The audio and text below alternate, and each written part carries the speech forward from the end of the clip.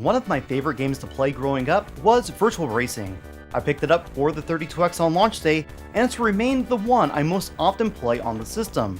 Not only has it held up extremely well, but its historical contributions to the direction gaming would take in the preceding generations, along with a whole host of games that would take heavy influence from it, is undeniable. I covered the entire series a couple years back, but with the recent release port by famed developer M2 for the Switch, I think it's time to revisit the series in what I hope is a nice companion to my existing video that will give anyone interested a definitive answer as to what version is right for them.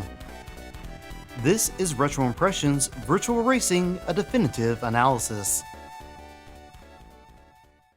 With the release of Virtua Racing on the Switch, there are now 5 home versions of the game, and I would classify them as such. On one side, you have the original arcade and direct ports, which include the Genesis, Switch, and 32X, which contains additional content. On the other, we have the PS2 and Saturn, which I consider a reimagining or quasi-sequel. I think the names given to each release fairly well define this too. Virtua Racing on the Genesis, Virtua Racing Deluxe on the 32X, Virtua Racing on Switch, which is part of Sega Ages, Time Warner Interactive's VR Virtua Racing on Saturn, and Virtua Racing Flat Out on PS2, also a Sega Ages release. As this video is intended to stand on its own while also being a companion to the one already existing on this channel, we will forego the discussion of gaming history and breakdown of mechanics in favor of jumping straight into the categorized comparison. First up, let's talk about sound. The race to the bottom for the worst sound in the series isn't even a competition in my opinion. The excessive loud and annoying tire noise ruins the PS2 audio experience. It's like having a lawnmower in your room at all times.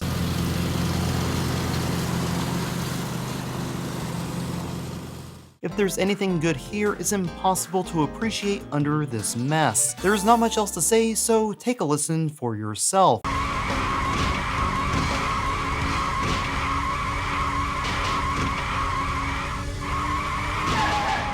The Genesis comes in at 4th. The game was already well known for its 15 to 30 second sound clips that play through the race as you pass various checkpoints. It seems like the prime setup for a solid conversion to the Genesis, and it's not bad. However, the already short audio tracks are reduced to partial clips, and many of the sound assets are not included in any form. It's a bit unreal, but Sega opted for a 16 meg cart rather than the 24 megs that would be used on the 32X release. It's assumed this was a cost-cutting measure, as even with a reduced ROM size, the game still retailed for $100 upon release. So with such limited space, I applaud what AM2 accomplished, but it leaves a lot to be desired.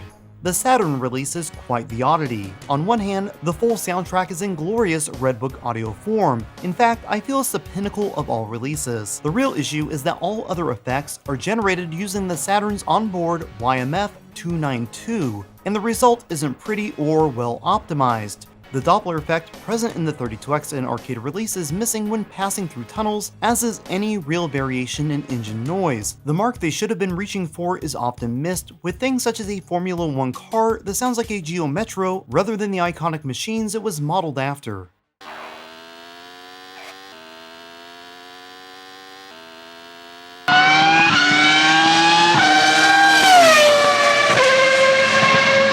Getting these things right is critical to a game like this in adding texture to the overall experience, and the execution here can at times be quite distracting.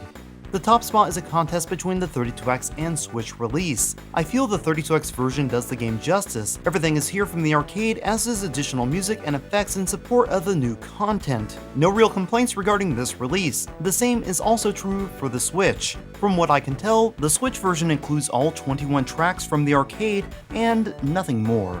Rumor is there is additional tracks included, and there might be, but using the included music player, there appears to be nothing in addition to what the arcade already offered. For me, the higher quality audio tracks and music player help to set this version apart. The presentation seems to be nearly arcade perfect, and without a doubt, the Switch comes away with the best home audio experience of the bunch.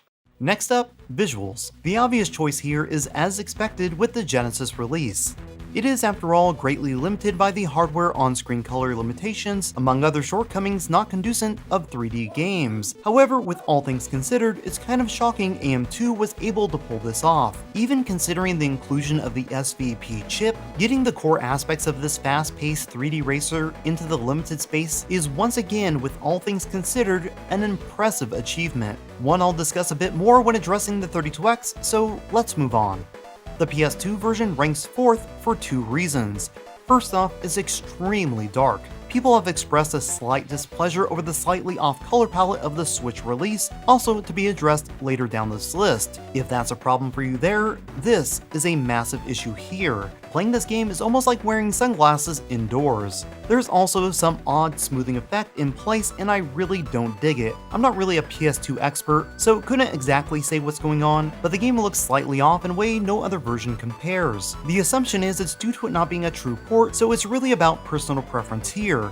That's not to say that this version is without merit.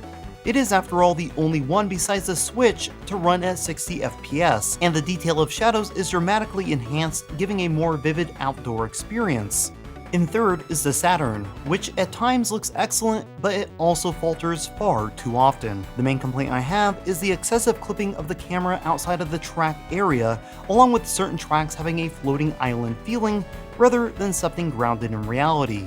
Moving on to number 2. Let me preface this by saying the Switch version is bar none the best looking virtual racing game ever made. I mean, it's not even a debate. It's the only version that renders the entire map rather than loading in chunks, causing a pop-in visual effect seen in every other version. It has a nice color palette that's close to the arcade, though not exact, with a more pastel look as opposed to the bright, vivid colors of the original. It also runs at a locked 60 frames per second, while the arcade is locked at 30, and object shadows are also improved. So why is it second? One massive reason. I call it acceleration pop.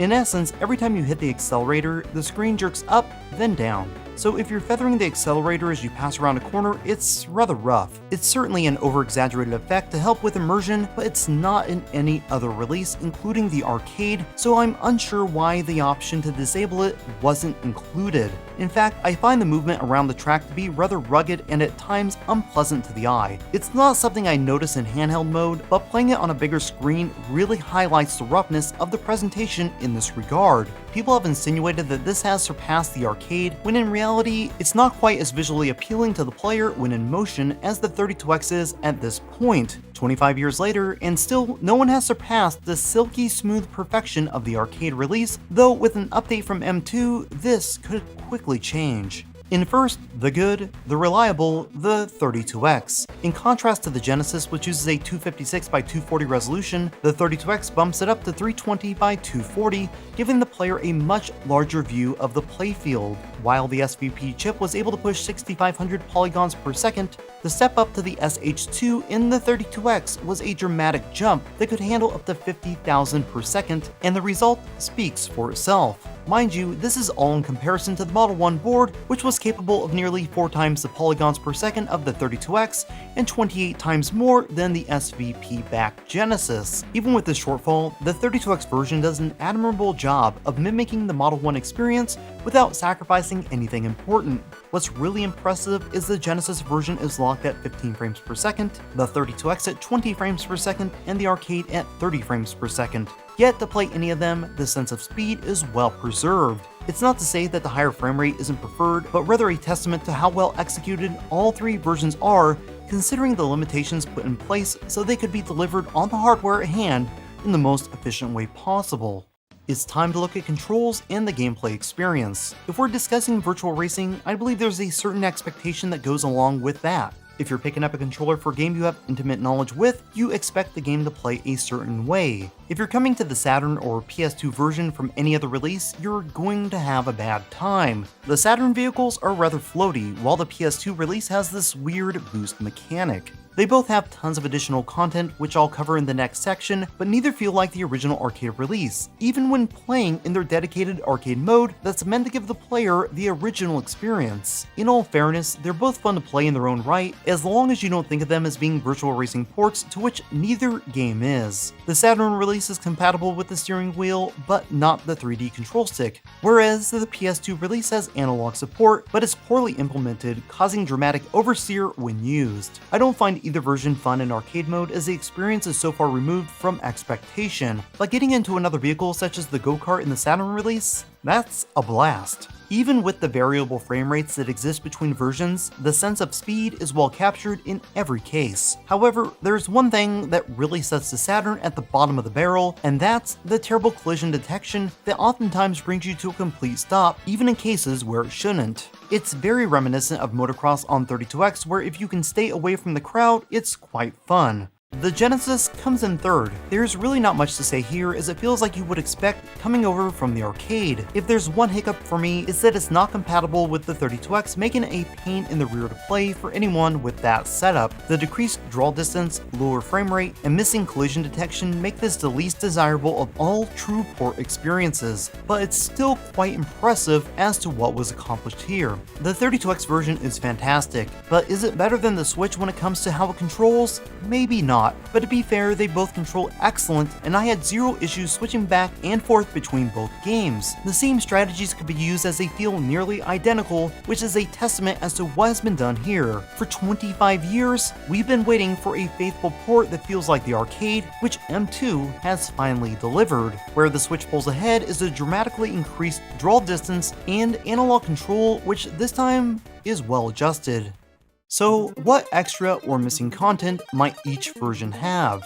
If the arcade is the base to judge additional content from, then Genesis would come in dead last. It's not missing any modes, tracks, or cars, but offers nothing new, giving a solid foundation to the bottom. With my fellow Sega fans gushing over the new Switch release, I entered into what I consider one of my most anticipated games of 2019 with extremely high expectations. Online play and local play with up to 8 participants, it sounded great. Unfortunately, while the local play is welcome, the online experience is a mess. I've been playing this since release, and while I have had some luck finding competition without waiting, I've also been in queues waiting to be matched for over 30 minutes. I was expecting 8 human players facing off against each other, but the random match I was tossed into was 2 humans, one being myself, and some computer-controlled cars that were on the track but not in the race. To be clear, there's nothing more to the online mode than the 2v2 option. To make matters worse, the input delay made it nearly unplayable as I experienced multi-second input delays in my race around the track. In subsequent matches, some of which were found rather quickly, I experienced game-breaking glitches and delays. If it's this bad at launch, and trust me, it's shameful in its current state, I doubt that there's any hope that the feature I was looking most forward to will ever be fixed. There are other nice features here and there, including better stat tracking, but overall, it's the arcade game and not much more. And third is the 32X. When the deluxe version released, it was enough additional content it could be considered a version 1.5. 2 additional vehicles, 2 additional tracks, and new audio to match, all by the team behind the original arcade release. It's all quite good, and has to this day remained exclusive to the system. The PS2 and Saturn release, as already stated, have a number of things in common, and considering the Saturn release was a full 9 years before the PS2, it would seem that heavy inspiration was taken from it. Both contain additional tracks, cars, and a career mode of sorts, and with all these things, the Saturn has more of it all. When comparing the two, the Saturn has the PS2 version beat hands down. While I found FlatOut's version of a career to be tedious and pointless to play, the Saturn is kind of fun with a progression system that makes sense. Neither version is great, but while the PS2 is uninspired, the Saturn release feels like a half-complete love letter. I can understand what they were going for, and respect the attempt to expand upon what Sega had already established. There's more included in the Saturn package, such as cheesy track previews, but all in all, that's it for the major additional content. My heart is pounding like a ceremonial drum just thinking about a race within the primitive jungles of the very fast Amazon Falls Raceway. This brings me to my final recommendation. Rather than give a recommendation based on a weighted system that takes into account the hardware limitations, this one is purely based on what I feel is the most enjoyable and worth owning from a head-to-head standpoint. With that said, the rankings here won't reflect the same as in my prior Virtua Racing review. Leading up the pack is the Genesis release. In a weighted ranking, it would remain near the top, but here it's more of a novelty few people not named Historic Nerd would actually find fun. I personally enjoyed every version to some degree, though the Genesis release is more frustrating than anything else. The lack of draw distance, low color count, and muddy, dithered appearance detracts from the experience, especially when returning to it from any other version. It's like comparing George Reeves' Superman to the one from Super Friends. I like them both, but one struggles to jump over tall buildings while the other could fly around the Earth fast enough to turn back time. As the PS2 version appears to take many cues from the Saturn release, it shouldn't be a surprise to see it here. Overall, it's a fun game when the sound is turned off. I'm still not a fan of the visuals, and though the game controls well, it certainly follows the Saturn trend by trying something new that ultimately feels out of place when comparing this apple to the arcade orange. If you've never played Virtua Racing and have the opportunity to pick this one up, I think you'll be pleasantly surprised. For everyone else, you might be best to pass it up unless one of the additional games included on the disc appeals to you. The Saturn comes in third. In fact, this game has grown on me since I first discussed it in 2017. It has a whole host of issues and bugs, but a great soundtrack, and it's a serviceable racer in some regard. In my opinion, the main issue is it was developed by the same team responsible for RBI Baseball, with no input or assistance from Sega or anyone associated with Virtua Racing. So it's got the game, the music, and the tracks, but when you sit down to play it, it feels like something else altogether. It might be considered a bad Virtua Racing game when directly compared to the arcade, but I don't feel the comparison is justified. It's not a bad game, rather one that appears to have been rushed to market, which is rather unfortunate because looking over the entire package, it looks like there was some deep love for the source material by the developers here. So, what is the definitive version? It certainly isn't the Switch. Honestly, I've struggled with how to best discuss the issue here. As of the posting of this video, there's a real possibility that this game will be unavailable in any form within the next decade. We've already seen one Virtua Racing digital-only game disappear, but more telling is the recent closure of numerous platforms, including Ouya and Wii game stores. On top of that, my main reason to experience this game was for the online mode, and at this point, it's a broken mess. It's honestly hard to recommend a game when a core feature is unusable. It's like trying to watch a movie on a TV that's missing 30% of the picture and some sound. Even if M2 addresses the issues detailed here, it's still a digital title, and with that comes the downfall of digital-only distribution methods that are certain to disappear, taking with them the online play mechanics. There is a lot of positive stuff to say about what many have claimed to be an M2 masterpiece, including the crisp arcade-perfect controls, great visuals, and solid OTS. If you're only in it for the core arcade experience, it's quite fantastic here. However, for me, even with this being a good port, the complete package has glaring flaws that keep it from dethroning Virtua Racing Deluxe on the 32X. It's not to say my issues couldn't be fixed via a patch, but considering this game was already available in its current form for some time in Japan, I think what we got is all that we'll receive. That leaves the 32X, and while it's not perfect with its graphical pop-in, low-resolution game feel, and slightly lower frames per second than the arcade, none of that impacts the intended experience. The arcade sense of speed with its tight controls are nailed to near perfection. The OTS is great, and the additional content is highly welcomed, and in this case, it all works without issue. In the end, that's what separates it from the rest. Everything just works, and does so perfectly every single time.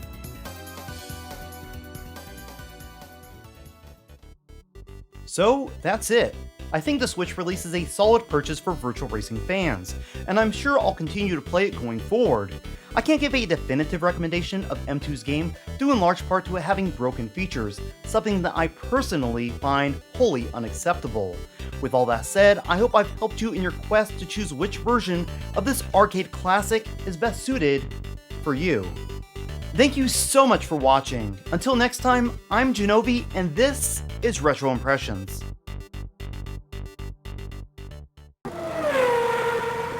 Fast describe.